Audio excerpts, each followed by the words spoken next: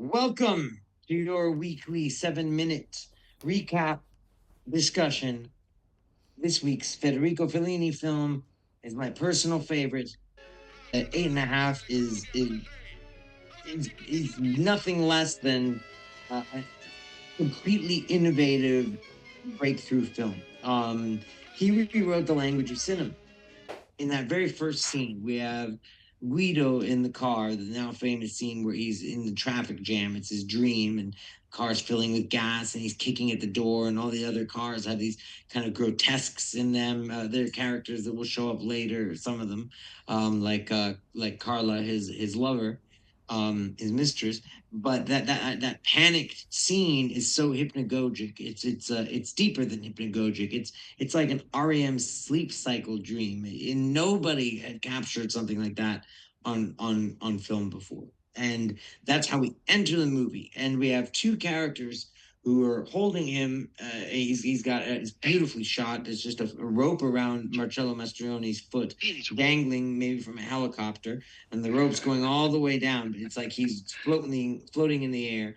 And these guys who are Claudio Cardinales, like protection and producer, they're there and they're kind of judging, like almost like the weight of what was it? Was it the Osiris? I believe that would like weigh your soul and determine where you went in the afterlife.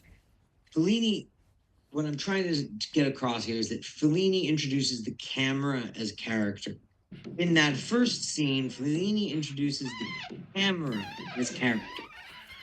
We see a roving camera that is engaging with the characters and interacting in a way that we've never really seen a camera do before. We have moments in eight and a half where an empty shot will suddenly be filled by someone literally just standing up into it. One scene that I never noticed this about it, but it just to add a sense of movement, they whipped scarves around. They just kind of whipped scarves in front of the TV, in front of the camera. So Claudio Cardinale plays the girl, basically, that Guido meets at the spa. We wake up to from his nightmare to Flight of the Valkyries playing, and amazingly, Fellini makes the young, good-looking Marcello Mastroianni, the most handsome man in Italy, the Italian Brando. He makes him look like hell. He's got bags under his eyes. He's just, the destrozado, as we say in Spanish, destroyed. And it seems like it's not the first morning he's woken up that way. This is it's like a guy that's got a lot on his mind. And then he sees Claudia Cardinale at the as the girl, and she's wearing all white, symbol of purity, and she's pouring this water, this healing water, and offers it to Guido. And Guido is perhaps the first Fellini character that we have that's actively looking for salvation. He knows that his soul is in trouble, and he's interrogating his past. He's concerned about his soul. So that makes him quite different, say, than Marcello or Zampano, for instance. I want to get to the main point, which is Asa Nisi Masa. Is the secret emotional equation at the center of the film. Now, Ian Dallas, who plays the character of the magician, and he was a tall, thin, gaunt man. And the character of the magician was very important. Fellini always said that if he wasn't a filmmaker, he would have wanted to work for the circus. And he wanted to be a magician. But he needed someone that was able to work blocking out, work on the chalk positions on the ground, while keeping his eye on the blindfolded woman that is his assistant, the divinator, and at the same time talking to the people to receive their questions and give the divinated answer back.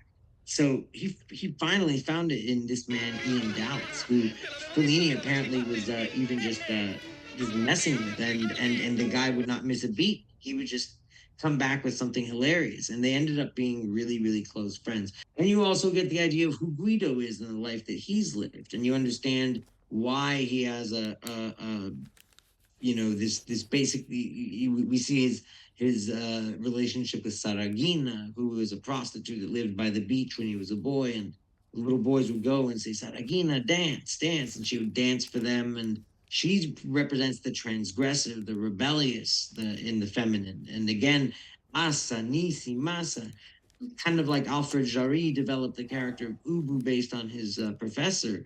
Um, Fellini and his classmates developed this little language. And I don't know exactly how it works, but it's something to do with the vowels and consonants. And it ends up being anima, is what the word would be in Fellini's made up language, which, of course, as a Jungian, anima means the feminine potentiality, the feminine power. In fact, I made a painting inspired by Eight and a Half. It's kind of a modern art painting here, but as you can see, it's called Asa Nisi Masa. I've spent my entire life devoted to writing narrative fiction, to writing stories, and I realized, especially taking these classes, that I owe just as much or more to cinema and to this film in particular than a lot of books. There is a possible harmony at the end of this film, uh, even though the picture doesn't seem to be made, and we had this suicide-like moment. Um, we also have the kind of Zen Sartori interpretation that he's reborn in a sense and accepts that, you know what, I am not going to have a beautiful woman in white come along and hand me a magical glass of water that's going to take all my problems away. But at least now I know that I have problems, and I know that I maybe can't change them. So I need to learn to live with them and accept myself for who I am, which is a great victory. And it's Fellini's own victory, because it's him finally saying, you know, to the neo-realists and anyone else, I'm not going to be the director you want me to be. I'm going to be my own director and be true to my own personality. Um, Technique, precision, and improvisation. Those were the things that Fellini loved about both the circus and the cinema. And if he hadn't been a filmmaker, he most certainly would have been either a magician or a clown or both.